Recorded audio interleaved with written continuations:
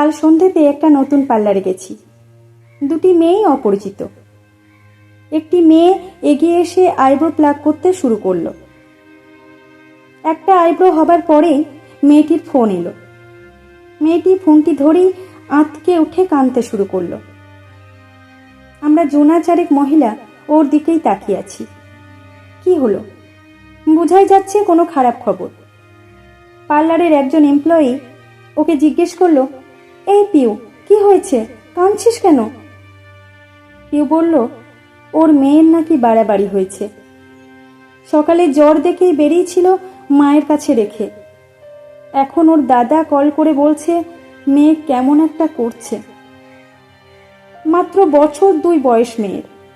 এই বয়সে শরীরের ঠিক কি প্রবলেম হচ্ছে বলতেও পারে না, তাই দুশ্চিন্তা বেশি।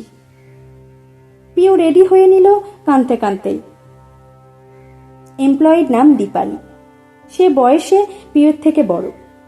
শুধু বয়সে নয়, অভিজ্ঞতাতেও বড়। আমি বললাম, ও এভাবে একা একা টেনশন করতে করতে যাবে? নিজের কোনো বিপদ না বাঁধিয়ে বসে। চোখের জলে পিউয়ের দুটো চোখ তখন ঝাপসা। রাস্তা দেখবে কি করে? দীপালি কিছু বলার আগেই ওর ফোনে একটা ফোন এলো। ফোনটা রেখে দীপালি বলল, তোর বৌদি আসছে তোকে নিতে। তোকে একা ছাড়তে বারণ করলো, একটু বসে যা। একটি অল্প বয়সী মেয়ে ধরপড় করে পার্লারে ঢুকে বলল, চলো পিউ, আমি স্কুটি চালাবো, তোমায় চালাতে হবে না। কিন্তু না, তিনি জ্বরটা একটু বেড়ে তরকা মতো হয়েছিল।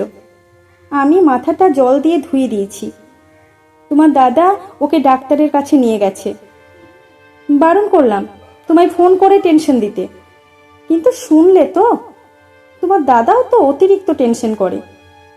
আমি জানি তুমি টেনশন করে স্কুটি চালাতে পারবে না। চলো, আমরা সোজা ডাক্তারখানায় যাব। পিউ চলে গেল বৌদির সঙ্গে। দীপালি একা একা কাস্টমার সামলাচ্ছিল। স্বাভাবিকভাবেই আমাদের দেরি হচ্ছিল। আধ ঘন্টা পরে একটু ফাঁকা হতেই দীপালিকে বললাম, পিউকে একটা ফোন করুন না প্লিজ, বাচ্চাটা কেমন আছে একবার জেনে যায়। একজন মা ওভাবে কাঁদতে কাঁদতে ছুটল, তাই হয়তো মনটা বিক্ষিপ্ত হয়েছিল। দীপালি খোঁজ নিয়ে বলল, ওর মেয়ে এখন ভালো আছে, বাড়ি নিয়ে যাচ্ছে। বুকে সর্দি বসেছিল, নেবুলাইজড করতে হয়েছে।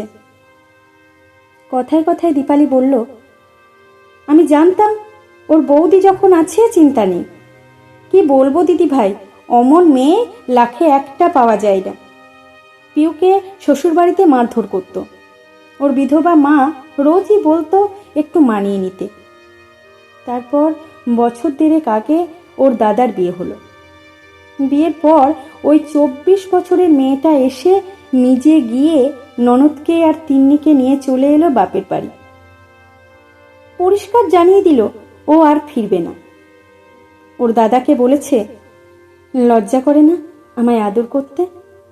নিজের বোনটা যে মার খাচ্ছে সেটা দেখেও চুপ করে থাকে যে মানুষ, তাকে আমি ভালোবাসতে পারবো না। দাদাও বোনের পক্ষ নিয়ে পিউর শ্বশুরবাড়ির বিরুদ্ধে প্রথম কথা বলেছে। ওর বৌদি ওকে পার্লারের কাজে ঢুকিয়ে দিয়ে গেছে। নিজেও টিউশনি করে। ওদের ইচ্ছে ননদ বৌদি মিলে একটা পার্লার খুলবে। এমন ভালো মেয়ে আমি দেখিনি দিদি ভাই। পিউ এসে গল্প করে, লোকের বৌদির সঙ্গে আমার বৌদির তুলনা চলে না। আমার বৌদি আমার থেকে 4 বছরের ছোট হলেও ও আমার মায়ের কাজ করেছে। ওর জন্যই তিন্নি আর আমি বেঁচে আছি। দীপালির চোখে পিউয়ের বৌদি সম্পর্কে সম্ভ্রম দেখলাম। এমনিতেই দেরি হয়ে গিয়েছিল, তাই তাড়াতাড়ি চলে এলাম। একটা মস্ত ভুল হয়ে গেল। পিউয়ের বৌদির নামটা জানা হলো না। রাস্তায় বেরিয়ে ভাবলাম, নামে কি আসে যায়, ও বরং পিউয়ের বৌদি, তিন্নির মামি, আর এক প্রতিবাদী নারী চরিত্র হয়েই থাকুক আমাদের কাছে। ছোটখাটো চেহারার মেয়েটির মনে এত জোর দেখে বুঝতেই পারিনি সব মেয়েরা মেয়েদের শত্রু হয় না। কিছুজন ব্যথাও বোঝে।